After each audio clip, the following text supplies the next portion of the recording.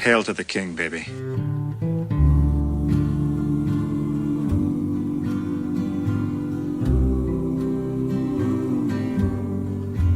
Are you lonesome tonight? Do you miss me tonight? Are you sorry we drifted apart? Does your memory stray to a bright summer day when I kissed you and called you sweetheart? Welcome to this episode of Kingology. We host Mark and Anthony. Hi, Anthony. Hey, Mark. Happy to be back with you. Yeah, always enjoy Kingology, right? We do. It's been a while since the last one, but we kind of had a slow build up to this one. This one's interesting, though, isn't it? It's kind of, we've done Misery, we've done Tommy Knockers, and now we're doing the Dark Half. And they're connected as a sort of loose trilogy based around Stephen King's life at that time, so it's going to be an interesting discussion. However, before we get into that, I do want to mention I did listen to your latest show today, which was talking about The Haunting of Hill House, and you mentioned Stephen King in it, didn't you? I did. I was talking about, what was it, Stephen King on Twitter, right? He loves this show, right? He's high praise for this show. Yeah, he was very high on The Legend of... I'm about to say The Legend of Hell House, but it's called The Haunting of Hill. You know, there's three films that will really screw people up that are not deeply into genre.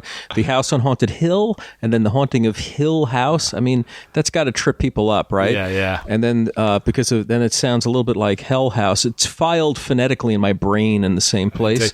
I always say the House on Haunted Hill when I mean The Legend of Hill House. Sorry. Yeah. Oh, I'm doing it myself. The Haunting of Hill House. Of the three though, the book. Yeah, the fact is the Haunting of Hill House has got Shirley Jackson's book, right? Yes. Which is a fantastic book. One that King himself praised heavily in Danse Macabre, for example. Yes.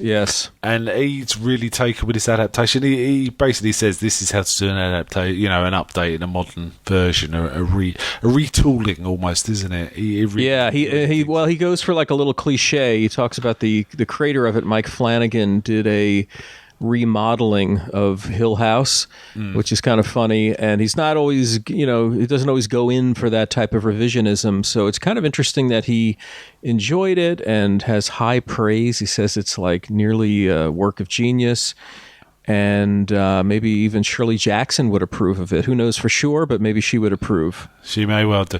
I'm looking forward to seeing this series. I know that you're heavily into it and you're getting towards the end. I'm got so many things going on in terms of watching at the minute. I've decided consciously I am going to bank it and watch it between Christmas and New Year, because I do like a ghost story around Christmas, and this seems like the perfect material to sort of binge in that sort of lull between Christmas and New Year's. So I'm waiting till then. That's my plan. It's good. Yeah, it's got themes of family and all that. Although this is this could be a depressing look at the family. So, as Christmas material, I don't know, definitely counterbalance it with some warmer, fuzzier material. You go watch some Christmas movies, right? Something cheerful, Elf or something, right? Okay, so The Dark Half, it's interesting. He opens it with a dedication to Richard Bachman. This was, I think one of the subtexts of this book, I think it's got a few subtexts. One of it is like he's going through his own sort of issues or history with Richard Bachman, who in a very similar way to this story, kind of, he got outed as the author of, and he had to deal with that. And while he's kind of he seems to be on good terms with the journalist that kind of broke the story, there's certainly an analogue of that journalist in this book. There's a character called Fred Clawson who's, let's say, doesn't do that well. Yes. So it's kind of like that. And also, King says he couldn't have written this book without him, Richard Bachman. That's kind of so he's playing along. And there are later books by Richard Bachman where King's like plays the game of I found this manuscript in a drawer, and I'm publishing it on behalf of the late Richard Bachman. So he kind of plays that character. Now I find this an interesting book because I feel that there's a heavy Bachman influence in it. Bachman's when he writes as Bachman, he is kind of very dark, isn't he? He's a brutal character in many ways, and I feel that certainly the realisation of the character. Now, but shall I give a little sort of overview of the book for? Yeah, I was going to say, just for the sake of some listeners who may not know, Richard Bachman was Stephen King's plume de guerre. Is that how you say it? It's it I'm was not sure. Kind of a pseudo.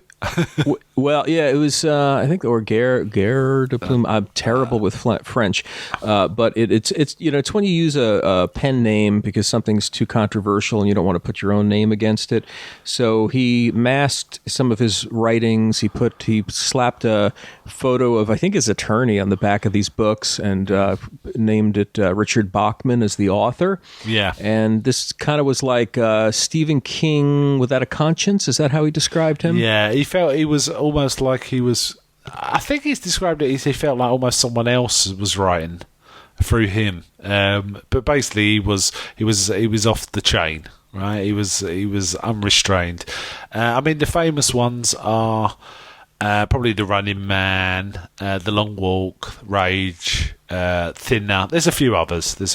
Yeah, and The Running Man was our first story that we partnered on for this podcast. Yeah, and The Running Man's kind of interesting because it's almost sci-fi, isn't it? It's King doing sci-fi in a sort of dystopian future. Yes. Very dissimilar to the film, has to be said. But Bachman, I always find an interesting character, and I see Bachman come up sometimes to the fore. That kind of Bachman way of writing. Sometimes in some of his other stories. Don't want to get too far ahead, but for example, there's a character in Rose Madder, a husband in Rose Madder, who is completely and thoroughly horrible, and he feels very Bachman to me. But the rest of the book feels like King. So it's kind of interesting, and I think there's that in this book. This book is really about a writer called Thad Beaumont who has an alter ego, George Stark, who's written his most successful books. Whereas Thad Beaumont as a writer has had a bit of critical acclaim, but not really selling much. Whereas George Stark's books sell a ton, 3 of them. But he decides he needs to come clean for various reasons, and that kind of precipitates the physical embodiment of George Stark, doesn't it? That's essentially the story. It does. Yeah, it's a cool. I love that idea because as a writer. It must be kind of a weird position where you have wild success and it's not your name, and then when you go out there and you're trying to brand yourself as a really good writer and your books aren't selling. So I love that predicament that he's in as a writer. Yeah, and I reckon there must have been a few writers through the ages that have done this. They've gone into some sort of sensationalist fiction, so stuff they probably consider as trash, but they've written it and it's been wildly successful. And it's that kind of thing must have happened a few times to various writers, and it must be a conflict. But personally, I'd rather be earning lots of money than worrying about sort of prestige. If it were me, but that's me, right? Yes. And interestingly, King. He's successful from the off. His reason for writing Bachman was saying, am I selling stuff on just my name now? Is that why people buy the books? And he wanted to see if he wrote under a different name, whether that he could achieve success a second time. So it was a kind of ego exercise, really, kinda. And it was moderately successful, but of course, as soon as people realised Richard Bachman was Stephen King, the sales of Richard Bachman books went through the roof, and they were like, people were scrabbling to get copies. And some of them, I think some of the early copies of Richard Bachman might even be more expensive to repurchase than some of King's first pressings of his early works. Well, yeah, and since the school shooting, Stephen King has self-censored himself, so he's decided to no longer publish Rage, the story about a school shooting, in those books. Do I have that right, Mark? Yes, that's right. Yeah, It's very hard to get a hold of Rage now. There is, I mean, you can get it in second hand, but I believe if you were to buy the book alone, they're extremely expensive to buy. And I think the Bachman books, the collection, is slightly cheaper, and it's part of that. But I think you can still get the Bachman books, but Rage is no longer in it. Yeah, I have a couple of copies of I have 2 versions of the Bachman books collection, sort of like thrift store finds. So thankfully I tracked it down because I want to read it. It's a good read. It's a good read. Yeah. It's enlightening. I think it serves a useful purpose, but I can see that he didn't want to inspire anyone. I think. I can understand that. I think it's a story to read respectfully. Uncle Steve probably wouldn't approve, but I'm going to read it anyway. Yeah. But I'm going to read it knowing that I'm treading delicately on something that he doesn't really want out in the zeitgeist. Indeed. I think it was the same motivations as Kubrick did for censoring Clockwork Orange in the UK. He specifically didn't want it shown in the UK for various reasons, mainly because it was his home, I believe, but he felt that it was having an undue influence. For example, we had soccer hooligans turning up as droogs in the early 70s, things like that, which is a bit scary. Yeah, I mean, he had no problem with faking the moon landing. Just kidding. But I think the genie's out of the bottle with that one. Mm-hmm. Anyway, people are gonna think I'm a conspiracy nut. I'm not. Yeah, no. Let's get into the book some. So I think we're gonna call spoilers fairly early on here. So okay, it's we are gonna spoil this book. However, this is King, right? The pleasure is in the journey, not the knowing what the story is. So I don't think I call them spoilers, but I don't think they are really. I don't think they'd spoil your enjoyment of this. Perhaps the very end, the very surprising ending, maybe. Yeah. I think spoilers come in different flavors, and it's subjective. There are people who want to know nothing about anything about a story, or they'll feel robbed. And then there's, giving away major plot points and surprises. So in my own, just as an aside, in my own work, with the podcast and stuff I cover, I try to avoid major spoilers. And but there's some stories that I don't know that you can necessarily spoil them. They're kind of predictable where they're going anyway. Yeah, and it's the journey, like I say, not rather than sort of just knowing what's going to happen. So this book starts with Thad Beaumont as a young man, and there's a distinct connection. He starts to write, and when he starts to write, he starts hearing things that sound like birds. It's like birds sort of squawking and bird noise. The experts think it's a brain tumour, and it turns out there's some sort of mass in his brain, but it isn't what they would consider a usual tumour. It's kind of a part of a twin, right? It's part of a twin. They find, for example, I think they go into quite graphic detail. They say, an eye, some nails, I think part of a nostril. Some teeth. Yeah. It's a parasitic twin is the terminology. Yeah. And it's like it kind of got absorbed into him, and these were the residuals. Yeah, and they think that it just must have started growing recently. And there's this connection between him writing and him stimulating this material. But they remove it. And the surgeon makes the decision of not telling the parents the specifics, and they just say it was a benign tumour, so there's nothing to worry about. Interesting prologue, this, because the parents aren't written particularly deeply, which is unusual for King, but just enough to give you a sort of charcoal sketch of them. The mother more so than the father. The father really is quite underwritten, but he is quite a distinctly different personality. I mean, the surgeon thinks of him as like, he should be in the cave. He's kind of a Neanderthal, which is interesting because that kind of informs possibly the character of George Stark somewhat. I'm not quite sure if that was King's intention, but I was quite surprised how King usually writes his characters in quite vivid detail, doesn't he?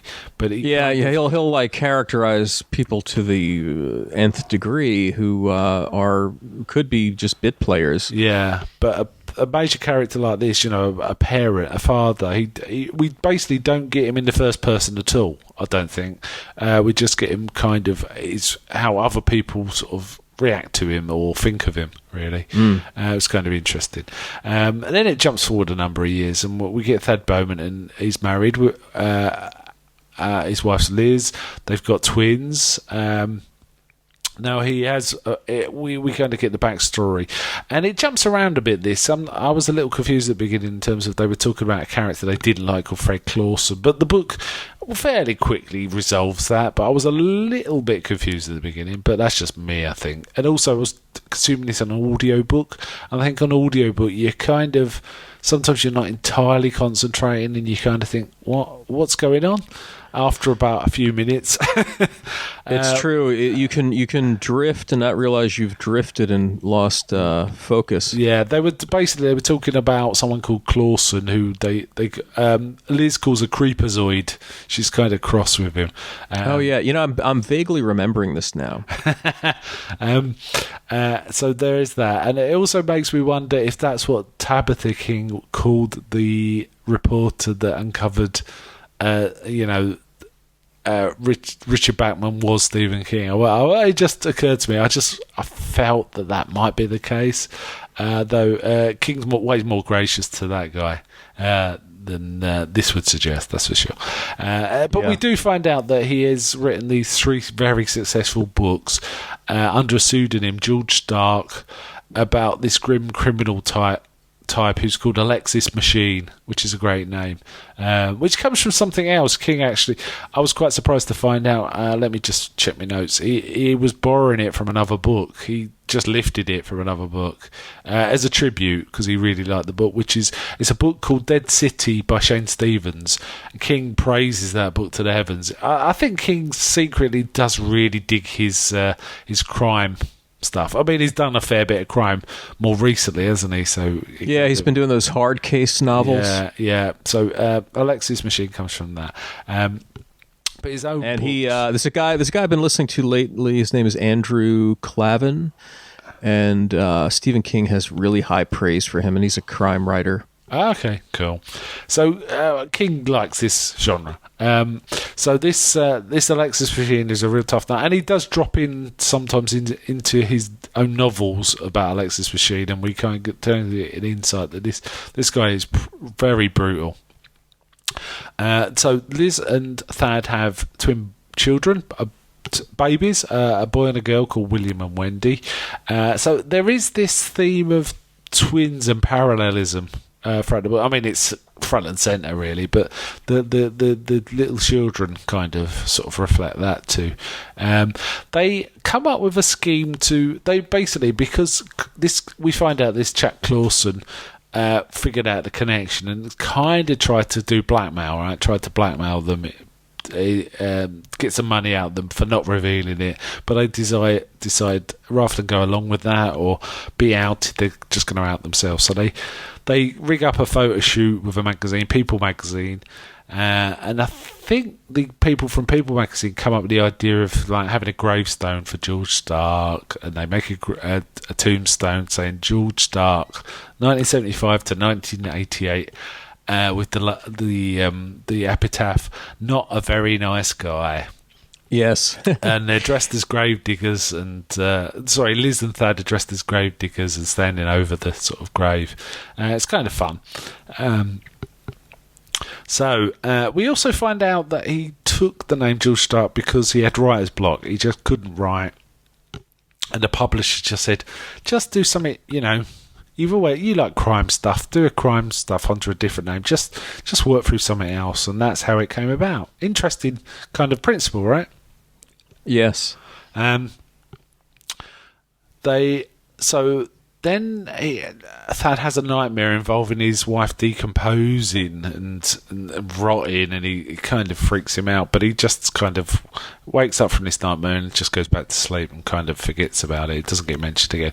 King often goes into his nightmares, doesn't he, in these books?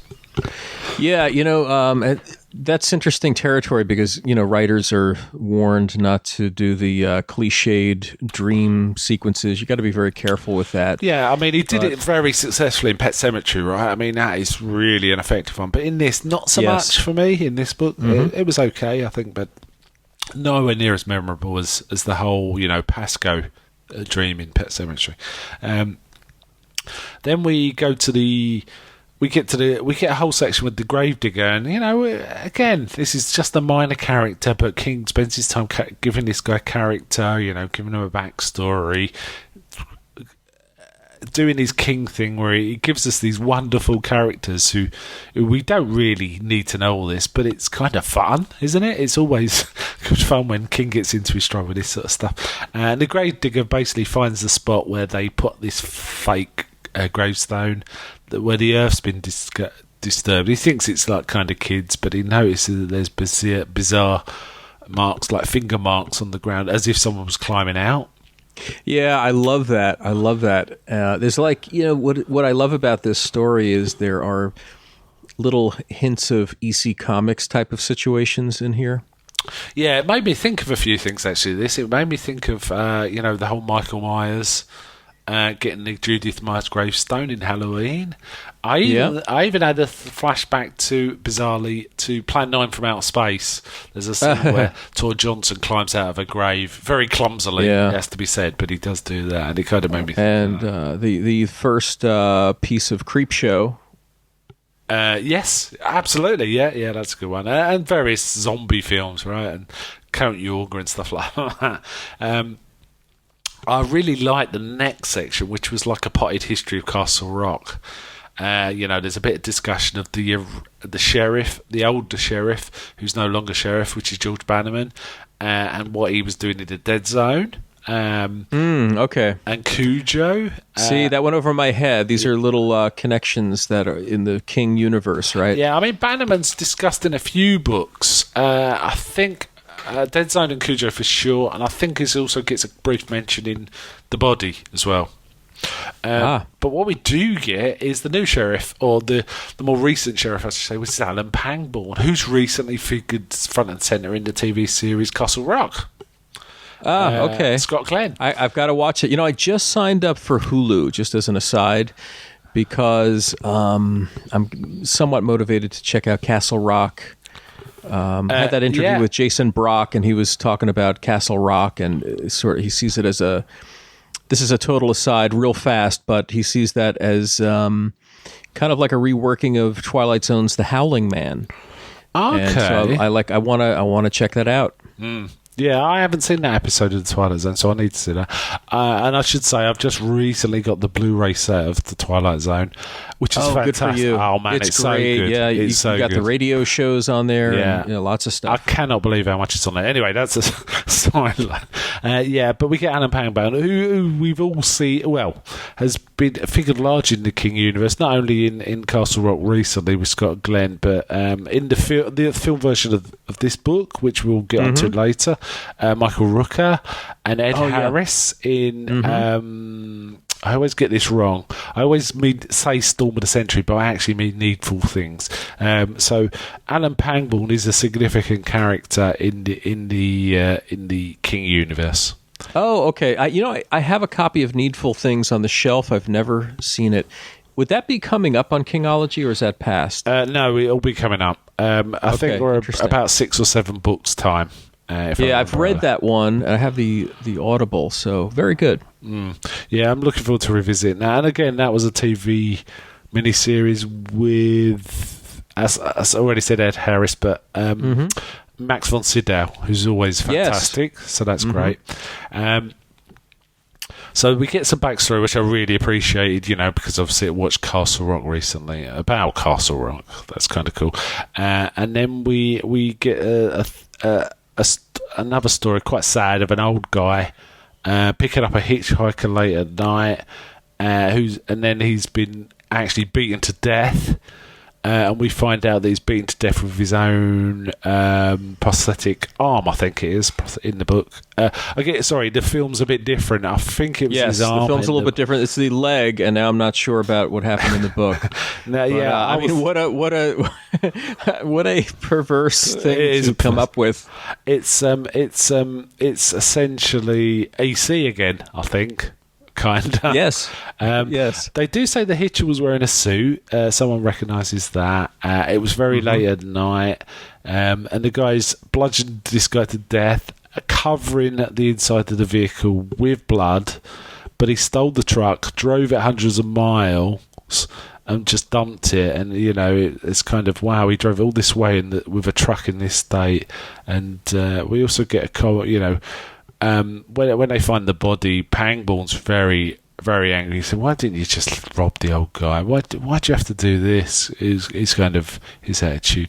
It's interesting. There is a scene where again we get this little aside of a trooper we never encounter again, kind of finding the truck and feeling there's a bad smell in the air. There's a kind of sense of evil, right? Yes. And then we finally, this one of the. I was still confused about Fred Clawson this time, even though they kind of referenced it. I wasn't quite sure what sort of character he was, whether he was a lawyer or something.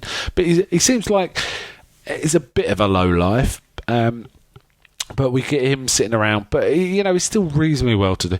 And he's talking to another character. King introduces and kind of loses quickly. A woman who is an ex-cool girl, but's kind of done well for herself and is more of a businesswoman now. And she's gone to see Fred Clawson about something. Clawson's ranting about Thad Bowman, telling all, or has been in a previous scene that we don't have. There's a lot of stuff. We're getting a lot of stuff in this book where it's almost like stuff's happening off stage or off page, and we're kind of picking up the back end of it, so it's a little confusing here. But he has been ranting about Thad Bowman. But when she goes to visit him, and when she walks him, she finds him tied to a chair and properly cut to pieces in a fairly brutal way. Yes. And she herself is a fan of George Stark books. Yeah, and she's a real tough cookie, this woman. So I think in that stretch, King is describing, just her, even she was rattled by that. But she does pause to think. This is something like Alexis Machine would do, which is kind of quite telling. And then she gets attacked with her name's Dodie, by the way, Dodie Everhart. That's right. And she kind of gets attacked. He uses a razor. He does like his razors, the Smart style, which is kind of very brutal. In some respects, it's a bit like a cross between the Joker and Pennywise in some ways. I feel like, because he's a supernatural character, but he's kind of brutal and bloody and, doesn't mind. I'm trying to think is there another famous character that walks around with the straight razor? No. There probably is, but he also made me think of Harry Powell from Night of the Hunter. Yeah, Night of the Hunter was on my mind as well. Yeah, I feel like he's a bit like that character. He's got that sort of charm to him. He talks in a certain way. And then the southern charm, right? But he's brutal through and through as well. But she gets attacked, but she doesn't die, right? And once he's gone, she notices he's written on the wall in blood, "The sparrows are flying again," which is almost like the tagline for this book, actually, because it keeps coming back as a phrase. Yeah, what's curious about that, maybe I'm not getting, why is he writing that? He doesn't understand the sparrows at this point. No, the sparrows become significant later on. What they actually mean something. They're something to do with harbingers of, or guides to spirits returning to hell or limbo or something. Yeah, this is the lure that we're jumping ahead a little bit, but that Thad gets from his kind of eccentric colleague at the university. That's right. Yes, she calls the police. She's in a state she can call the police and sort of let them know what's going on. the police then grab Thad, don't they? Pangborn goes and sees Thad, or brings him in, and Pangborn's really angry at him, and Thad just doesn't know what he's talking about. He says, "Where were you on this time at this time?" And Thad's kind of had a party at that time, so he had an alibi with lots of witnesses, so like there was no way he did it. But there is also the point after the interview or during it, he starts to hear sparrows. Thad starts to hear sparrows, so we get that event that happened when he had the issue with his brain is happening again. So he hears the sparrows, but he doesn't want to tell anyone because it's so weird. Why would you? I guess. Right. He's got knowledge that he shouldn't have. It doesn't make any sense. Yeah. But Pangborn clearly thinks it's him, even though he's got an alibi. He says, "Well, why do you think it's me?" He goes, "Because your fingerprints were all over a car in the blood of the man that was killed." And it was like, oh, okay. And a little while after that, Thad checks a manuscript he's been working on, and he's noticed he's written across the manuscript, "The sparrows are flying again." Now, I can't remember if Pangborn told him at that time that had been written. I don't think he had, so that meant nothing to him at that point in terms of other than he's written some words over the manuscript. Let's pause for a bit there. So what's your feeling on the writing at this point? Oh, it's great. You know, it's Stephen King in fine form. It seems efficient and lean. Yeah. You know, maybe after Tommyknockers, he had some reflection on being efficient. So it clips along, and it's not flabby or something that just goes on and on and on, and some stretch that begins to. I call it sagging in the middle, when his books begin to sag in the middle. Yeah, when he takes his long, sweet time about stuff. It's interesting. Actually, let's take this in a slightly wider context. I did mention earlier that sometimes Misery, Tommyknockers, and this is considered a loose trilogy based on an event in Stephen King's life. And essentially, he wrote those 3 books while in the deep throes or towards the end of addiction, and then coming out of his addiction. I think it was mostly booze and pot, but I'm not entirely sure. But he was having serious problems. I think I know who's doing cocaine. He talks about in on writing the intervention at his family stage, and they're confronting him with all of his bloody, tissues, snot rags and stuff. Now, so this it's interesting that the 3 books are actually quite different in terms of quality, aren't they? I mean, Misery, we both really liked, and it's a really great read. It's really and it's a real page turner as well. Whereas Tommyknockers was super flabby, but then this kind of straddles the line. No, that's not fair. Actually, this is a solid, well written book. But they're all in some ways dealing with demons, right? Personal demons, aren't they?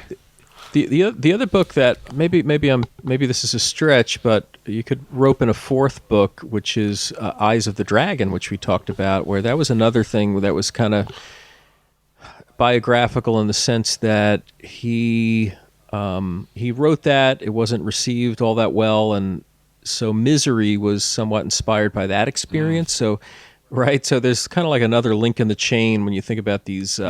You're right. The connections between these books. Yeah, Misery. Misery's got a lot of layers. One of the subtexts is being tracked by fandom, right? Yes. Literally in that book, and Eyes of the Dragon, as you say, because that didn't do well, he kind of felt like he was being constrained by his fandom to have to do a certain type of material. But there was also this whole thing about addiction. I mean, constant refrain in Misery is, and he's got the good stuff, and stuff like that. In this book, we're dealing with alter egos somewhat. And also shedding, recognising yourself, but not acting like yourself. Externalising your bad side, as it were, quite literally again. So I thought it was interesting. It's almost to me, George Stark feels like a new type of not bad guy, but new type of nemesis in the King universe. I mean, we get Pennywise was the full supernatural stroke alien stroke extra dimensional thing. George Stark feels like a new variant on that, perhaps, maybe. Yeah, I was thinking about that. We didn't say it a whole lot explicitly, but there's this idea that, George Stark is this manifestation of a part of Thad Beaumont's personality where he just becomes real one day. Yeah. You know, it's like part Pinocchio, part... and it's not an explanation like the way with Pennywise, like you said, there's some kind of explanation, at least that's, some interdimensional parasite or something, where with George Stark, it's just total, you just buy the premise, wholesale, that this is just a total fanciful thing, as fanciful as in Christine, a car becoming alive. Yeah. He just gives you this preposterous premise, and you just take it and okay, that's real in this world. And it's essentially, when you deny a part of yourself, it will erupt somewhere. It'll erupt, won't it? And this is literally, I am physically creating a tombstone for this guy that's probably, it only exists in my head because he's a part of me. But now I've done a physical burial, I've externalized him, and he has come to life. That's kind of it as the story. It's kind of fun. Yeah, it really is. That's a good way of saying it. It's like repressing some. You can't really repress it. It's like pushing down on some inflatable thing, but it part of it pops up somewhere else. Yeah. Then we get a scene where Paintball comes back. I think it's a bit contrite. He kind of realises, he came on a bit strong before, coming out angry, and Thad has got a genuine alibi, it would appear. So he turns up with some beer, right, and they have a drink together. And Paintball's then Thad tells Paintball about Clawson's blackmail attempts, and why they decided to out themselves, and they both speculate maybe it's a crazy fan. Has done this. That doesn't explain the fingerprints, but it explains other things. So, there is that possibility. Then we get some backstory. We find a bit more about this couple, which is we find out that Liz had a miscarriage, which then got Thad drinking heavily. So there was all of those issues.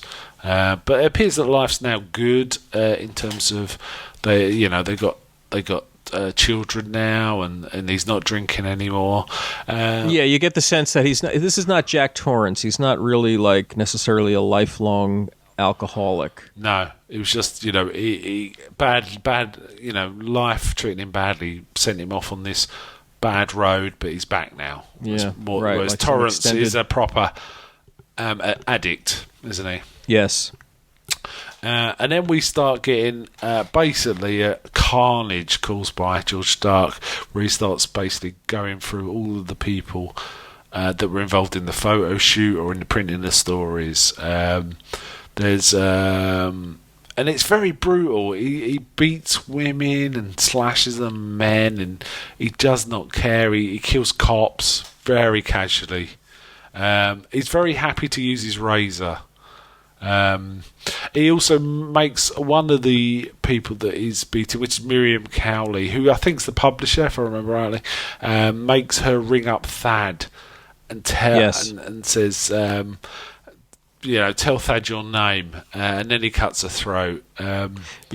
What sticks in mind is she refers to him as this bad man here. There's a bad man, yeah. Yeah, it's almost childish, but it's just like the quintessence of the truth of the situation. Yeah, and it's King's talent for making things authentic, all these different characters authentic. That there was definitely, you felt authenticity in what she said. It didn't seem silly. It felt like, I could kind of totally understand someone saying something like that.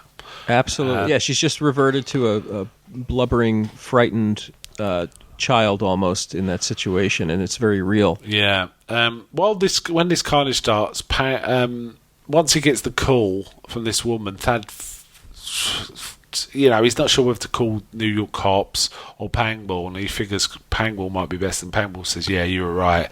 Cops will just keep you on hold. I'll manage to get things going a bit faster here." And then Thad describes. He says, "I think the man you're looking for will look like this," and he starts giving him details. And Thad says, "How do you know how it's going to look?" He goes, "Wait till we're face to face, I'll tell you." He says, No, tell me now." He said, "No, I can't. You're going to have to just wait." And then we get a very nasty scene in the hallway, don't we, where he's killing another person. And he just does not care. I mean, people are looking out of doors and saying, "What's going on?" He says, "Murder. Do you want some?" And things like that. Right? It's just so fearless and cavalier. I mean, he will lurk in the shadows, but other times he's just so brazen.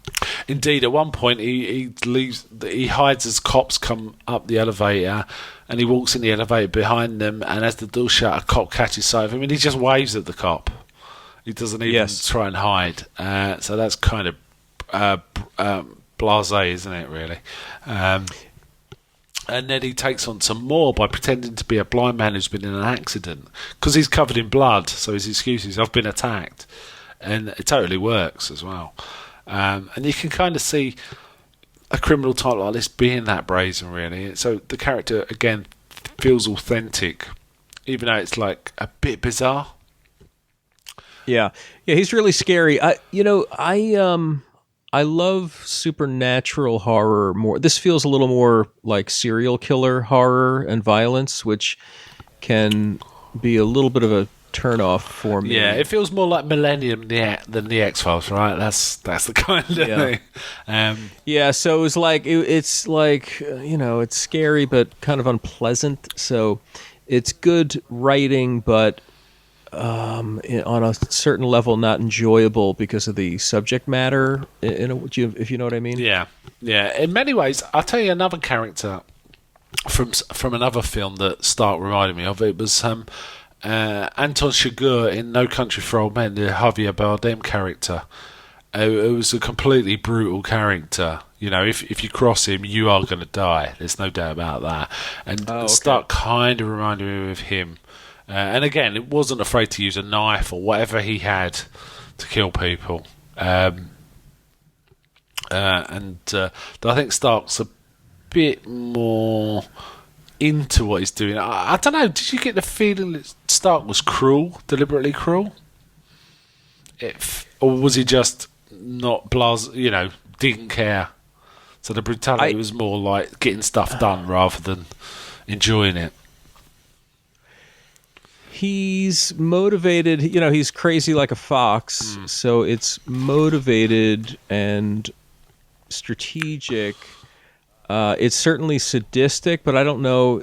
Yeah, that's a good question. I don't know if it's motivated like he's getting his thrills through sadism, or if it's just he's a unbelievably brutal guy who has no compunction about doing that stuff. Yeah. As opposed to some, it seems fetishistic, his methods, but I don't know. That's a good question.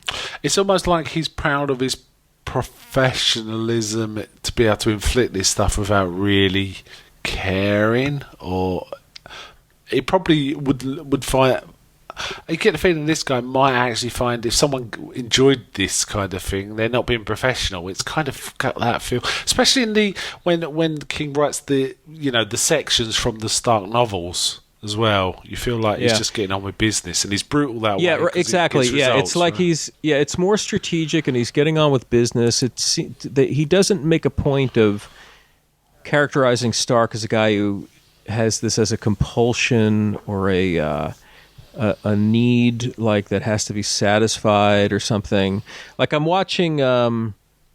This is a quick sidebar. I'm watching on Amazon the Prime series Bosch, and season 1 is about a serial killer type of guy, and it's very clear in that characterization that this is a need and a compulsion to kill. Just as basis of comparison, I don't think Stark is quite that character. No, Stark's doing it to get fast results. It feels like it's to him is the fastest way to get the results he wants. Right, that's how it kind of feels, and that he doesn't know any other way of doing stuff. I think as well. Right, and what he wants is to he wants to live. He's got to be kept alive through being a character that is written about. If Thad stops writing about him, he dies and he decomposes. What is the phrase? Necessary composition. Can't remember. I do remember, and I can't remember how early it is in the book, but in this book, but he does actually try to write himself, doesn't he? And all he can write is Stark over and over. Yeah, he can write his name out. And that's about it. But his real desire is to live, and the killings are a means to an end. This is the leverage, the manipulation, the way he's going to, like anyone else who's like a terrorist type of manipulator is going to get your attention and make you afraid not to comply. Yeah. In many respects, it felt a bit like the story of the replicants in Blade Runner, actually, just trying to do something to survive. But his thing's very personal and tied up with Thad. And they kind of, I think Thad realises there's some sort of psychic link between them, and Stark does too. They kind of know each other's business somewhat, right? Also, he pretends to be like a blind man who's been mugged or something, kills these cops, and then when the woman they're protecting is inside the thing, he mimics a cop. He's very brazen and says, you might want to come out and take a picture of her. This is kind of amazing, because she's a photographer. And as soon as she looks at the door, he just stabs her in the eye, which again is kind of brutal. Yeah. He's just making a point, really, isn't he? Right. On that point about a moment ago about them kind of knowing each other's thoughts, it's not really clear. It's almost, you wonder if somehow he's also a manifestation of that parasitic twin who died, but maybe he is a separate person, or the twin that would have lived. So there's all this hinting about what he might be. Yeah, and I think later in the book, Thad actually says, we've tried to, or thinks to himself, we tried to bury him kill him twice already. First when he was taken out of my head, and second when we put his gravestone, and he just keeps coming back, or something like that. It's kind of interesting, but yeah. And Thad they have baby twins, he and his wife, and so it's sort of like the epiphany he has that he's operating with Stark like a twin, where they have that sympathetic type of almost telepathic connection. Yeah. What we just discussed is part one of the book, actually. So part two starts, and basically Pangborn's telling the couple, Thad and Liz, about what's happened, and they're going to have police protection and phone tapping. And pretty much as the phone tap just goes in, Stark rings and pretends, I'm not that, acts like he is insane, and sort of saying, I'm going to stop now, I'm not going to do any more. And Thad knows it's a deliberate ruse to sort of relax the police presence, and basically draw out the police presence. Once they we had the guy, but he said he's not going to do it anymore, and there's nothing happened. It was kind of that kind of ruse. So again, they're hinting that Stark knows exactly when to call, because there's a sort of psychic link between them. Interestingly, Pangborn does send both voices for voice analysis, and they sound completely different, but they actually do have the same voice pattern. So there's more clue. Pangborn doesn't know what to think at this point, does he? He doesn't think there's like a real manifestation of George Stark, but he doesn't know what else to think. But it's kind of right. But his rationalizations are getting foiled, because isn't that the recording where it is the same voice pattern, but he theorized, wasn't it the call made from like Penn Station or Grand Central in New York?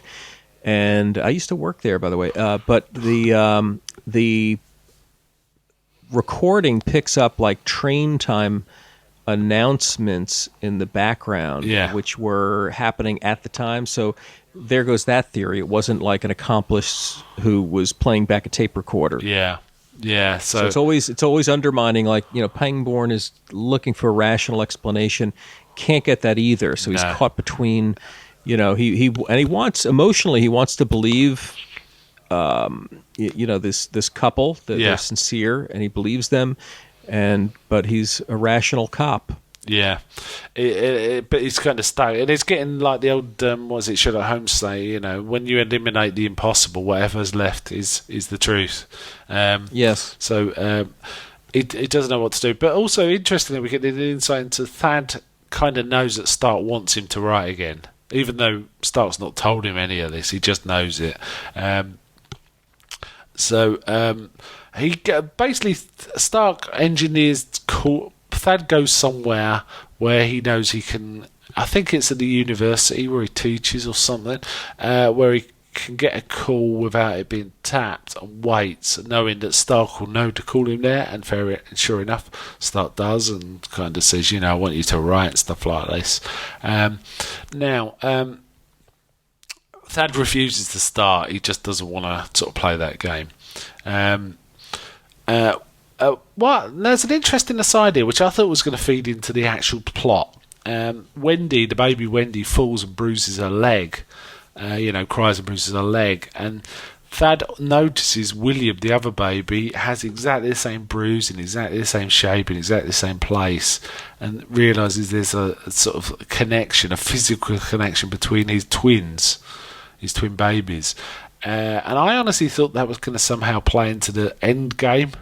Like Thad hurting himself to hurt Stark or something, but it didn't turn out that way, did it? Yeah, well, it's funny. The movies that actually do that. This is going to sound like left field, but have you ever seen the Dragonheart films? No.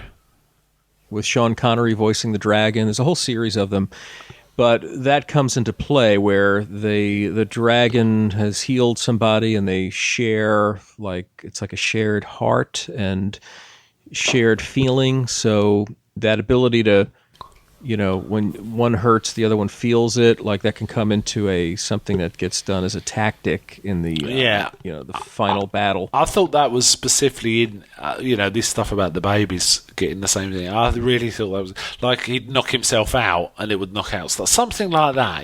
But it didn't. Yes. That didn't play out at all. I wonder if it was in King's mind when he kind of wrote that part. But yeah, we know King. He works on muse, doesn't he, rather than planning? So yes. Then Thad actually does try some unfocused writing, and he starts having hallucinations with sparrows, and he stabs himself through the hand with a pencil while during this. And it's quite painful, obviously, but he also sees that a flock of sparrows are watching him, and they're all quiet. And then they all fly off. And he says he's wondering if it's like something like a brain tumour again. He goes out to the cops that are guarding him and says, "Did you see the sparrows?" And they said, "Yeah, hell of a thing." So it's like he didn't imagine it. It actually happened. So there's something else going on. Yeah, I love that. I love that there is... it would not be satisfying if it was just in his own head, Yeah. That there's manifestations in the real world that are preternatural. That's right. And he does talk to his colleague, I think his name's Rolly, who they talk about sparrows, and he says, yeah, the sparrows and various other birds are harbingers of dead souls to guide them back to hell or to heaven or wherever. And they're called psychopomps, which to me sounded ridiculous, but I looked it up, and that is a word. It means exactly what they say it means. Psychopomps, amazing. Yes, amazing. What is remind me again? What is the name of the colleague in the book? Rolly, I think. Rolly, and that becomes Reggie in the movie with Julie Harris. Yeah. It becomes male to female. Yes, Rolly. This is basically your. It's a character that's a type, and it's sort of the older eccentric university type who's maybe part like that Van Helsing professor. Who it's like a savant. Dispense information. I think the archetype is the savant. It's that type. It tells him about psychopomps. Thad's meanwhile refusing to write, and Stark again contacts him and warns him to get on with it. But in the meantime, Stark kidnaps the family.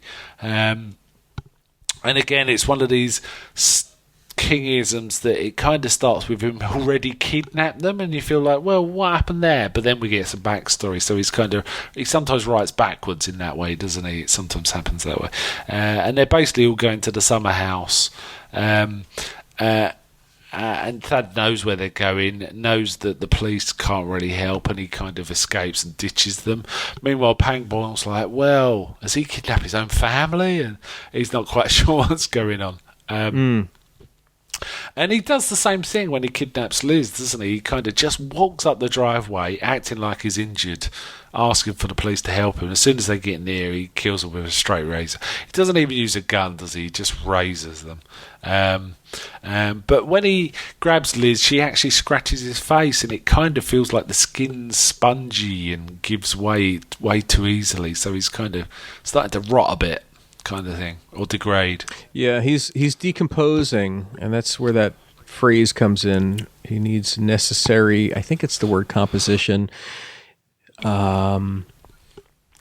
He's just losing his integrity in the real world. Yeah, losing structural integrity, kind of thing.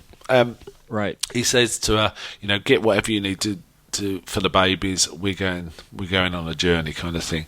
And when she kind of starts to argue or resist, he pulls out this little blowtorch and threatens the children. And she notices. So really, really, really horrifying. It is awful. As a parent, you think, it hits harder when you've had kids. Yeah, it does. But interestingly, she does notice that the babies seem to like him. And he has some physical mannerisms that are the same as Thad. He kind of waves his hand in a certain way to entertain the kids.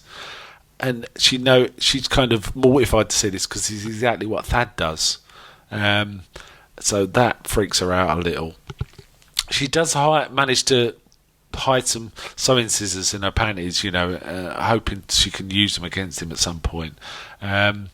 And then it starts to dawn on Thad. I think he may know before this, but it starts to dawn on him that George doesn't know about the sparrows. He's not aware he's written the words "the sparrows are flying again," for example. So the sparrows seem to be invisible to George for whatever reason. Right. So that's we realize that can be a tool, a bit of leverage somehow that Thad can use. It's about. Thad knows that Stark is super fast and bright, and intuits quite quickly when something's not quite right. So you kind of got to be straight with him. But he says, "Well, as long as I don't mention the sparrows, I can maybe use that to my advantage." Thad then talks to Rowley. Rowley comes in again into the story, and that he needs to get wheels. He needs to get transport. He borrows Ronnie's VW, noisy old VW. Possibly the noisiest guy you can think of. Slips the cops, makes his way to the summer house. For some reason, Rolly's bought him a bird call. He kind of intuited that Thad might need it for something. But while they're talking, they look around at a city dump, and there are thousands upon thousands of sparrows just sitting there watching them, which is kind of made me think of the birds, really. Yeah, so I was going to say, you can't help but think about the birds. Meanwhile, we get some Pangborns doing his own little thing. He gets to talk to the doctor that operated on Thad, and he finds out that it wasn't a tumour, that it was in fact a second twin. So he finds that out, so that kind of, what's going on here? And then he gets a call from an old main guy, Fuzzy Martin. Love this name.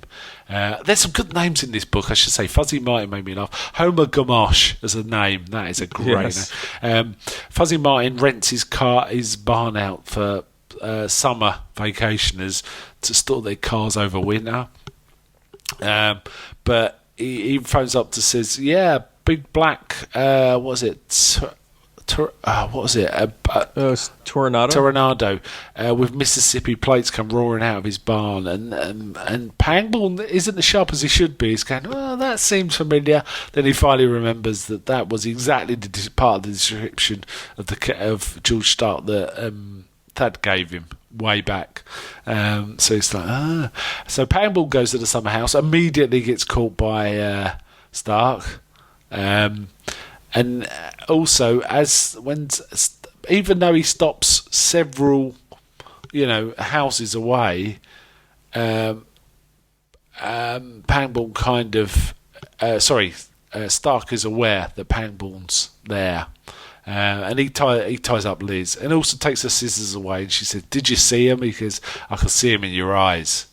And it's like, oh man, there's no getting anything past this guy, but he might have just been saying that, right? Who knows? Yeah, that's right. That's right. No, he knew they were there. I guess he could just read her that she was concealing something. Yeah. As Pamble's coming towards the house, sparrows are everywhere again, and they're quiet and they're just watching him. And in fact, one lands on his shoulder and hands and stuff, which is a bit freaky. But then Stark just puts a gun in his ear and says, "Come on, come back." Now, this bit didn't quite ring true, because I would have thought Stark would have just blown his brains out. Felt more like the character of Stark to me at this point. There didn't seem a good rationale for keeping Pamble alive to me. What's your thoughts? It was one of the in fact, probably the only weakness in the story, actually. But yeah, it's one of those things you read and you're like, like it seems arbitrary whether he's letting him live and why. Yeah. But he takes Pamble back. But I think, one of the rationales might be he wanted to get intelligence off of Pamble, right? He starts asking him specific questions.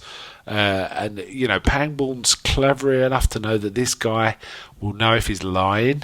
So Pamble doesn't lie to him. And while he's talking, he's kind of running his gun butt all over the baby's tummy and stuff, kind of keeping everyone on edge.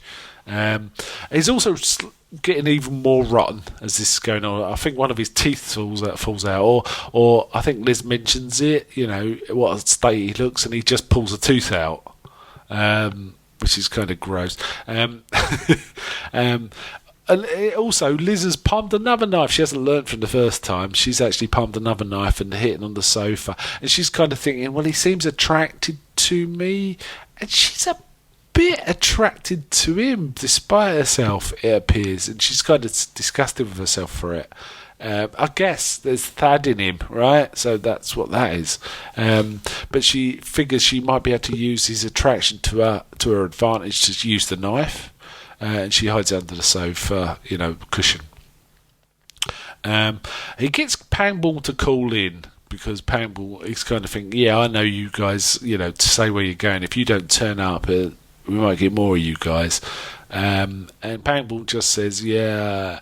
He tries to drop a hint that something's not quite right, because he's saying, I'll stop to eat at this place on the way back, hoping that some deputy will sort of say, that's not like him, there's something else going on. But that doesn't precipitate, really, does it? No. But then Thad approaches. There's even more sparrows, and they're in the way of the car. And they kind of they open up a little as the car goes, which again is very much like the birds. Very much like the birds. So it gets to the house. And then Stark comes out. Liz is a hostage. So it's kind of... they have a bit of a face-off. And this gives Pamble an opportunity to talk about the operation. And tell him everything. Oh, also, it was kind of interesting that I think Pamble, when he talked to the doctor, he mentioned that the sparrows turned up outside the hospital when it all happened. But Pamble doesn't mention it. So sparrows are coming up again. I think they all realise Stark just doesn't see the sparrows, even though there's thousands of them around. And it basically precipitates to the end. I'm kind of dragging this out a bit, but basically there's a very odd sort of scene where they're doing it almost like a write-off, isn't it? There's a transfer of power. Yes. Thad is writing a bit, and then Stark seems to be improving, but Thad's starting to degrade, and then Stark can actually write stuff. But when we see Stark's writing, he's got the word sparrows almost every other word. And he's unaware of it, right? So it's kind of infected him, but he's not aware of it at all. And then we get this bizarre scene, really. We're coming to the end now, aren't we? Really? Where the sparrows basically swarm the house. And even to this point, Stark's kind of unaware until they actually get straight in. Thad stabs him in the neck with a pencil, and then the sparrow... and he raises the gun to shoot the babies, but Thad kind of knocks it out, knocks his hand down with I think a typewriter or a paperweight. It was a typewriter. Okay. And then the birds burst through the windows, and there's a massive bird attack against Stark. So the psychopomps are basically attacking him, and they attack him so much. There's they peck him to death, they eat him, they pull him to pieces and fly off of him. So, yeah. Quite an ending, right? And there's an EC Comics moment right there. Yeah. For all of this, there's also this quite depressing, sad element in that Liz realises that Thad actually likes Dark. I don't know how she comes to that realisation, because it's not particularly written that way, but she kind of detects it, and she knows that she can't be happy with Thad after all this, which is a shame, really. Well, there was one little moment I thought was really kind of touching, which is the babies, during all of this, the babies just hug each other. It's kind of sweet. So that's it. And there's a bit of an afterword where King sort of talks about where he got the name Alexis Machine. So any thoughts? Final thoughts on the book? It's a solid book. Like we said earlier, it's more efficient, especially coming off of Tommyknockers. You get a story that has the efficiency of something like Misery and, just well constructed that way. Yeah. Was this a first read for you? This was a first read for me. First read and first time seeing the movie. Yeah, me too. First read, first time seeing the movie. I always got it confused. Yeah, this is one that just kind of slipped. I'm sorry, I talked over you. It just kind of slipped through the gaps all these years. Yeah, it just did. It was one of those ones. It's never really talked about. Is it either the book or the movie? Actually, it kind of. I think Misery kind of over the goodness of Misery and possibly the badness of the Tommyknockers kind of overshadowed it. Is how I kind of feel about this, and it's a shame because it's a solid book. It is kind of goofy and ridiculous in terms of its story, but King makes it work, in my opinion. Yes, it was released at a time when I was probably very distracted in life and not up on films anyway, even if this thing had been, making the rotation on cable or something. I just missed it. It just fell through the cracks. I had kind of a period, like a blackout period, the year that this came out. So some of those years I wasn't totally on my game, like, consuming things the way I do now or previous. Yeah, I mean, this came out, hold on, what year was it? It came out 93. I understand it was made in 90, but released in 93. Really? Oh, no, the book came out in 89. I'm sorry, I'm thinking about the movie. Oh, yeah, no. The book came out in 89, and as you say, the movie came out in 93. But to be honest, I was sort of busy in 89. I was kind of busy from 89 to about 95 because I was doing a PhD, and then my family started in 95, so that once a family starts, you kind of don't read books. Do I have to call you Dr. Mark? You can call me Dr. Mark if you wish, but I'd rather you didn't, actually. Okay. No, you can if you like, but it's not a title I use, really. But you are a doctor. I am a doctor in Kingology. I am a doctor in Kingology, among other things. Yes. That's okay. I like this one. I don't think it's like the same quality as Misery, but it's a real step up from Tommyknockers for me. I quite enjoyed it. Yeah, I would say so. I have to say I'm an inch away from getting my master's degree, so I have a real academic inferiority complex right now. But you can just call me master. I'll call you master. Yeah, okay. Yeah. That's fine. I'll do that. I've got one of those too, I think. I'm not sure now. I kind of got an award halfway through, and I'm not quite sure what I've got. Okay. So solid read for me. I'm not sure I'm going to read it again. I have to say, I think if I was like thinking, let's reread some King, this wouldn't be top of my list.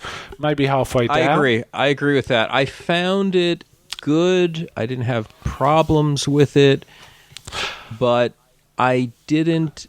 Maybe it's because George Stark is unpleasant, and I'd rather spend time maybe with Arnie Cunningham or Johnny Smith or Stu Redman. There's many other characters I'd like to hang around with. Yeah, Thad wasn't entirely likable, was he? Really? Yeah, he wasn't right. He was, he was a good guy, but he's a guy who's got a dark side. Maybe that makes us feel uncomfortable because we all have our own dark half. Yeah. The kind of the duality of the human condition, and the makes you think about the unpleasant aspects of your own self that you'd sooner not think about. Indeed. I think if I were to reread this, it's really more because I'm interested in revisiting Alan Pangborn, actually. Because Alan Pangborn spans several books, and it's kind of nice to Alan see Pangborn's a good character. He's a mensch. He's a good guy. I think this is the first appearance in the King universe for Alan Pangborn as well. And, he goes on through, as I say, the Needful Things, and he's reappeared in Castle Rock as well, so there's kind of that interesting side to him. I wonder if Stephen King, like making an acquaintance or a friend that you like, he just likes the character and wants to reuse him again. I do understand Thad Beaumont does come back in a later story, but rather tragically. I think it's in Needful Things as well, so maybe when we get to that, we can sort of revisit Thad Beaumont as well. Okay, I'll tell you what. Let's stop talking about the book now. Have a little musical interlude, and then we'll talk about the film. How about that? Sounds like a plan. Okay. Stay with me. You'd better hope and pray that you make it safe back to your own world. You'd better hope and pray that you'll wake one day in your own world. 'Cause when you sleep at night, they don't hear your cries in your own. Okay, so we're now going to be talking about the movie. So this was a collaboration between Stephen King and George A. Romero. I mean, they famously worked before on Creepshow, right? That was kind of their famous first interaction, but they also interacted on this. George Romero directed this. Interesting casting. Timothy Hutton, who I've not seen in that much. Did you say in your podcast that he was on Haunting the Hill House, or am I dreaming? Yes. We got a little bit of a coinky-dink going on so here. was he a grandpa or something? He is so in Hill House, it flips between the past and present. So in the early years, where you have the children, the children of the Hugh Crane character, you got children, then you have their adult counterparts. Okay. It goes back and I forth. see. So you got Timothy Hutton as the older father. Yeah. And then you've got Henry Thomas, who was the kid from E.T., as the younger version of that character. I see. That's an interesting... Oh, man, I need to get to this. But like I say, I'm going to hold off till Christmas, I think. So we also have Amy Madigan, who I haven't seen in much. I remember from Streets of Fire, actually. She was really good in that. Yeah, she's good. She's good. She's excellent in this, actually, yeah. I think she's really good. I have to say, I even thought, man, I wish she was the wife in Pet Sematary, because I have a bit of a problem with Denise Crosby in that film. But I thought, yeah, she's very good. She's a very naturalistic actress. Very good. Yeah, she's good. She reminds me somewhat of I can't remember the actress's name, the actress who plays Carla in Cheers. In a vocal delivery and stuff like that, but very effective. We get Michael Rooker. Now, Michael Rooker, really interesting. I think he's famous for Henry, Portrait of a Serial Killer, but I haven't even I've never seen that film. But the earliest film I remember he stood out for me was probably Mallrats. Bizarrely, the sort of angry father in Mallrats who got the stink hand, stink palm. But going back, I've realised I've seen him in films earlier than that. For example, JFK. So Michael Rooker's in this. I think Michael Rooker was a very good Pangborn, actually. I really liked him. He was very good. He was very likable, very believable as a cop. Yeah, and it was kind of also interesting. We also see Royal Dano in his final film as Homer Gamache. Oh, is that his final Yeah. film? Yeah, Royal Dano. I say Dano. I don't know which way to say it. No, I'm not sure either. Yeah, he's terrific. Yeah, I saw him in here. I'm thinking, wow, he was. This must have been one of his last things. Yes, it was. Yeah, Timothy Hutton, I haven't really seen him much. I kind of thought he was okay in this. It kind of worked for me. He reminded me a bit of Tim Allen, actually, in his sort of physical appearance. And it was kind of interesting to go with his choice of one actor playing the two different roles. It kind of worked. Though at times I was thinking, I wonder what this film would have been like if Michael Rooker was George Stark, because I kind of could see him being really good in that kind of role. But yeah, it worked for me. Did it work for you? Oh, yeah. I thought he was great. Timothy Hutton is an excellent actor. He was a young actor who really gained acclaim as like a serious, high caliber actor, but, as a very, very young man. He was in Ordinary People, which I think won an Oscar, I think that film. So he already put him in that, caliber, that category of acting talent. Yeah. And he was in, before that, there was a really good TV movie he did with Carol Burnett. It was a drama, it wasn't a comedy, called Friendly Fire. Okay. That thing is well known. And lots of good stuff. Taps with Tom Cruise is in there. Really good stuff. I haven't seen any of these, which is why I don't know this actor, I guess. But yeah, I thought it was pretty good. I'll tell you what, there was one bit in this film I really liked, is the use of Elvis, the Elvis music. Yes. Because, of course, Elvis famously had a twin that died at birth. Was it Aaron? Yeah, Aaron was the namesake, you're right. So I thought that sort of duality was kind of an interesting... And... it's interesting, in John Carpenter's Elvis, the teleplay, the telefilm, yeah, I've seen it, yeah. Starring Kurt Russell.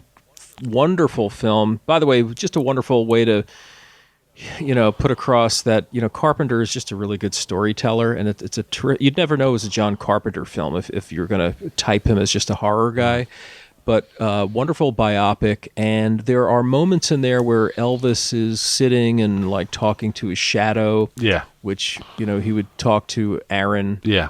Very interesting. Yeah, it was. Yeah, it's a great... I haven't seen it in many years, but it's a very distinctive film, and I really liked it. And I thought Kurt Russell, who didn't look anything like Elvis, did a really good job. Yeah, he was terrific. And it was funny because Kurt Russell... minor sidebar. He was in an Elvis film as a child. He was in It Happened at the World's Fair. He's the little boy who kicks Elvis in the shins. That's amazing. The film, it follows the story in a similar way. I think the spirit of the film's slightly different though. It starts with him as a kid writing, but he kind of... obviously, it's a film. They have to telescope stuff down, don't they? Because with using film at conventions rather than literary conventions. Pretty much as soon as the minute he starts writing, he starts getting the headaches. But it is interesting. His first story is called Here There Be Tigers, which is Stephen King's first published story, I believe. Oh, yes, that's right. So that was a nice little touch. And then we basically we go straight to he's having a brain operation because there's something there, and we get a very cool, horrible scene of the brain operation where they take off part of his skull, start on his brain, and a part of the brain opens up and there's an eye looking out, which is like, whoa. Yeah, I'll tell you, the practical effects in this film were really just good. superb. Really good. I thought they were top rate. I'm not sure who did the effects work. I didn't get a chance to look it up. Yeah. I'm going to have to look that up. They were very good, though. Just top notch. It wasn't Savini, but it was kind of on that level. So it was, I was wondering, it might be Greg Nicotero.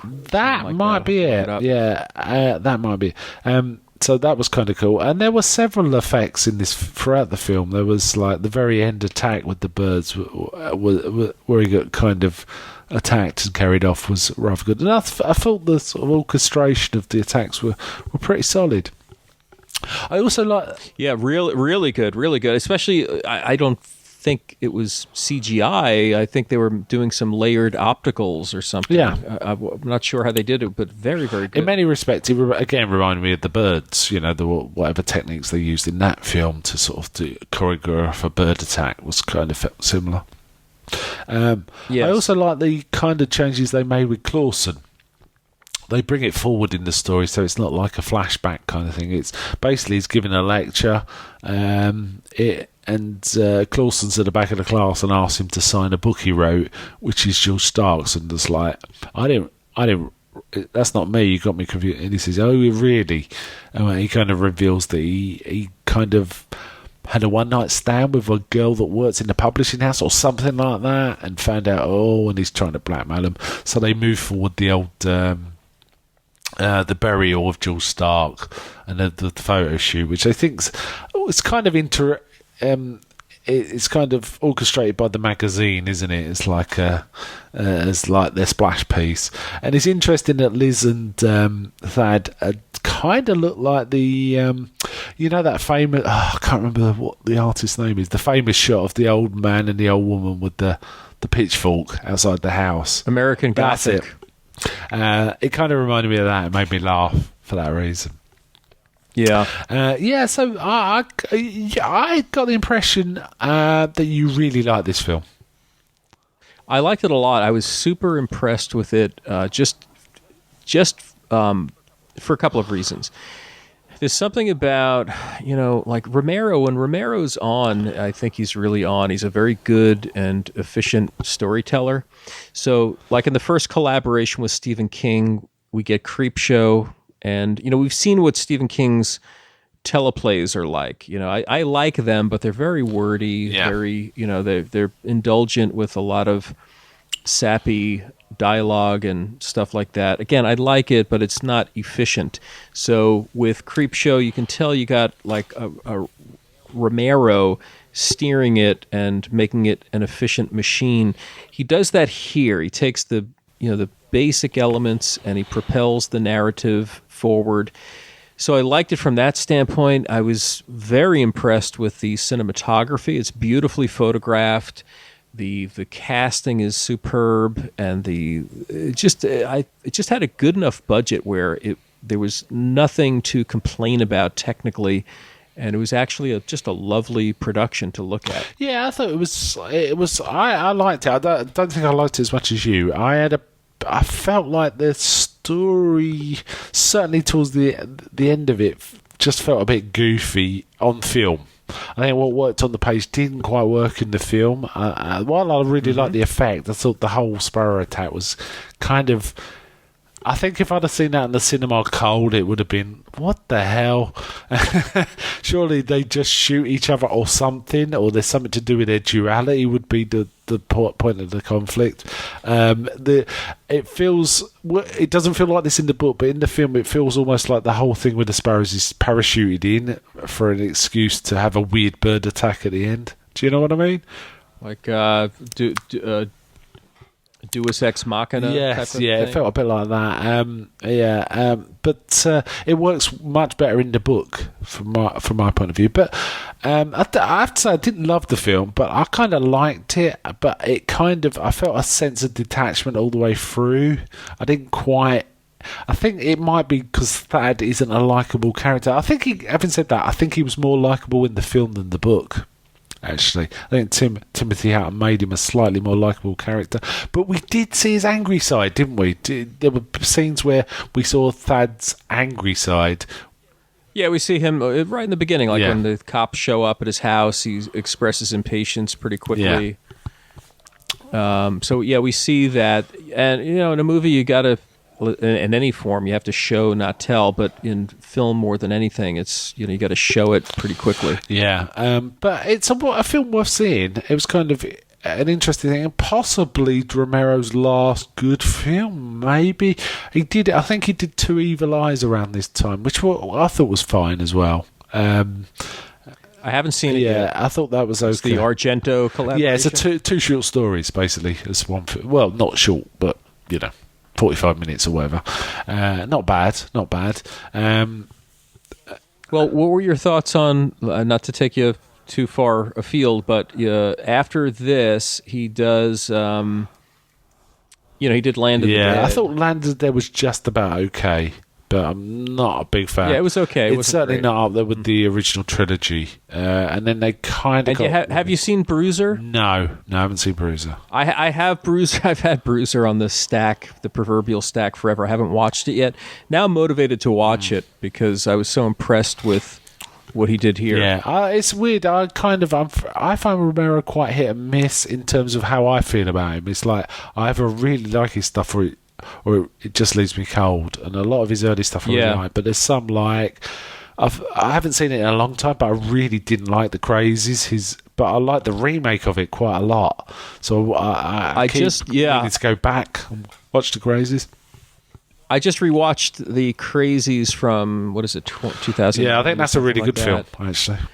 And then I bought a streaming copy of the Crazies. They had the Shocktober deal between Arrow Video and iTunes, and there was all these like Italian films. I'm an Italian illiterate, and so I picked up some Argento and Fulci and some other things, and those Toho. I mean, this is a quick sidebar. Sorry, I'm loading you up with sidebars, Mark. But I'm just excited. And one thing I want to tell you, though, like there's breaking news with Romero that they've discovered this film, The Amusement Park. Have you caught that story? I was it's like kind of people haven't it's kind seen. of on my radar. Yeah. Okay. Yeah. So anyway, I got to see the Crazies, and I hope they release The Amusement Park. Yeah, let's hope. It's always worth a look. I mean, Romero's always got interesting stuff to say. He kind of there's often a message in there, isn't there? And actually, the Dark Half was kind of light on message. What he usually does, he tends to be more political, doesn't he, than personal. And I guess the Dark Half is a personal psychodrama kind of stuff, isn't it? Rather than I think the Dark Half, his job is just to tell the story, and it's a story that he's willing to tell because he likes Stephen King. But, in his own things, he's always got some kind of socio-political thing under there. Yeah. And the other thing about this film is I found it a little slow. I think they did a good job translating it. I haven't said that, but I felt there were certain bits it could have picked up a little. I'm not quite sure. I haven't said that. I'm not quite sure where I mean. Because when I think back on it, it's like, yeah, I've said that. It all seemed to be quite officially put together, so maybe not. The ending is crazy, and I don't think it works in the film like it works in the book. It looks great, though. I haven't said that. It looks great. I have recently seen the movie Fright Night again, and it had a finale that reminded me of Fright Night, where it was, part of it was the era, the general era in which it was made. This is several years after Fright Night, but just kind of some of the optical effects, some of the climax and the villain, and some of the sort of EC Comics type demise. I really like it. Yeah, you know what it made me think of, and this is really going back, and I haven't seen this film in 20 odd years, is The Golden Child, The End of the Golden Child with Eddie Murphy, where I've never seen it. It's like you say, it was an 80s thing. There was often like some sort of completely bonkers ending where like everything goes crazy because of some supernatural or other thing that precipitates. I mean, even Raiders of the Lost Ark isn't immune to it, right? I mean, that kind of happens there. In fact, that may have been the progenitor of that kind of ending, actually, so thinking about it. But yeah. The melting people, right? Yeah, but it's definitely worth a watch, this film, I think. I haven't really got much else to say about it. I enjoyed it. Yeah. Well, so if you'll indulge me for a second, I think, again, the actors are terrific in here. It's wonderful to see Julie Harris of The Haunting, one of my favorites. I was really surprised, and I recognised that. I was like, films. that's Julie Harris. And then I went and checked and said, Yes. it's Julie Harris. And the only thing I can remember seeing her in is The Haunting. So that's a hell of a performance to be able to recognise someone, 30 years after or 20 years after, and sort of say, that's her. Yeah, exactly. And she's another one like Hutton. I think Hutton was nominated for an Oscar. Julie Harris was nominated. Really remarkable talent in here. Yeah, indeed. Yeah. trying to think who shows up here. We mentioned Royal Dano. Well, Michael Rooker. just I'm not sure he's won any awards, but he's a very solid character actor. Yeah, he really is, Michael Rooker. He just has his own kind of charisma that he brings to everything. Yeah, I mean, even when he's playing a terrible human being, he's kind of always like Merle from The Walking Dead. He's very watchable. And and your eyes are on him when he's on the screen with someone else. Yeah, really terrific. A good horror film that he was in was Slither. Yeah, I've not seen that, but I've heard it's really good.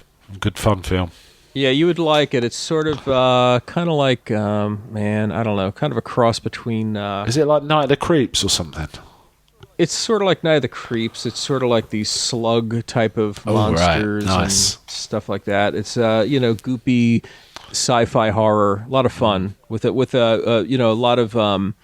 It's kind of sly and got a lot of humor up its sleeve. Yeah, nice.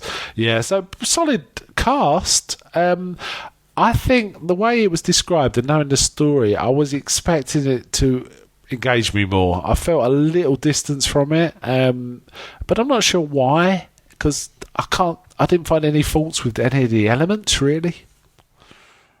No, maybe what I was missing, I would have liked maybe if some of the characters really, like you had an opportunity to warm up to the characters, whether it was maybe using Julie Harris more or playing up that like eccentric but really interesting and lovable kind of character, for that type of a character. Or something maybe with Rooker's character. I don't know. There might have been some more there that would have pulled you in or made you bond with the characters more. Yeah. But as far as like a really professional film and a very competent production, it just shows that like Romero's he can really execute good stuff, when he's got a budget. Oh, I didn't mention it. There's also the dream sequence is replicated somewhat, isn't it, as well? And it works quite well. Oh, yeah. The dream sequence was really good. Very surreal, very strange. In the dream sequence here, her face he's dreaming of his wife, and her face is sort of like this... like a doll. Ceramic that falls apart. Yeah. It's kind of cool, yeah. So, not a bad film at all. I haven't really got anything else to say about it. Any final thoughts on the film? No, it was a good vehicle for. Well, the other thing we should say is you got Timothy Hutton. He's doing a duality role where he plays. He's playing two roles. Oh, and it works well, doesn't it? It works well. They managed to cut it quite well. Yeah, I mean, I'm trying to think of other films. There's a lot of films where this happens. Famously, Jerry Lewis and the Nutty Professor. Or, other things like that. Any kind of thing where you got two people playing against each other, but it's the same person. And I thought special effects-wise, it worked out fine. And performance-wise, it was very good. So it's a unique kind of, an acting challenge. And I think Hutton acquitted himself well. Yeah. Yeah, it won some awards. It won Timothy Hutton won Best Actor for something called the Fanta Festival. For this, and George Romero won Best Film, so they obviously, it was well regarded in some circles in the year it came out. But I think it may have just slipped through the cracks of King.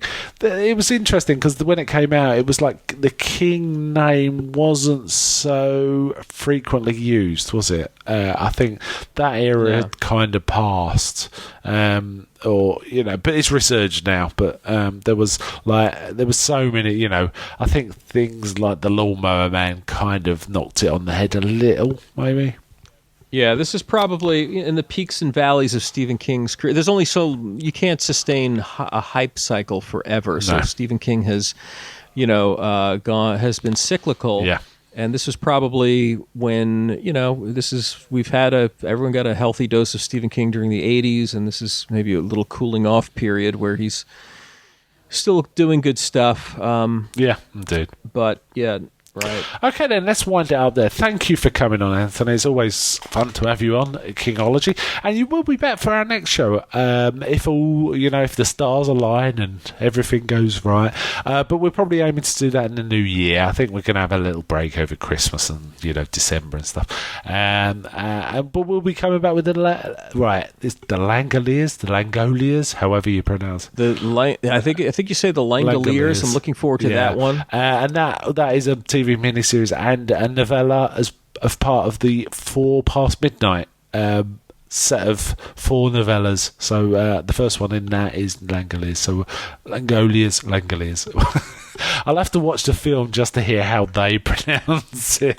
No, it's Langoliers. I know it's Langoliers. It's just where I grew up, they were referred to as Langoliers, so I can't help myself.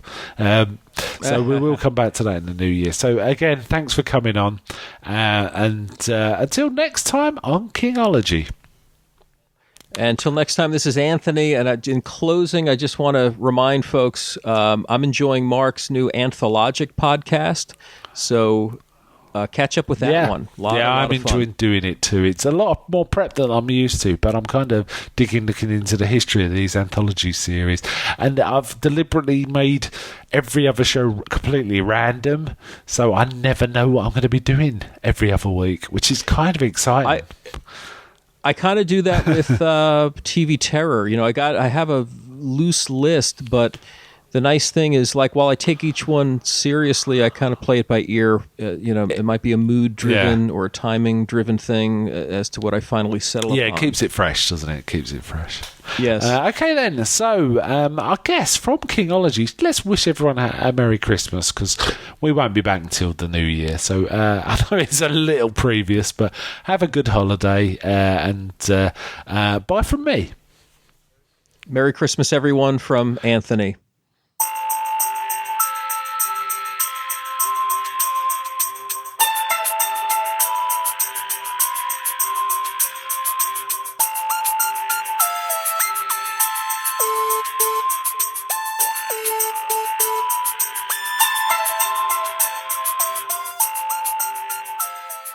Hail to the king, baby.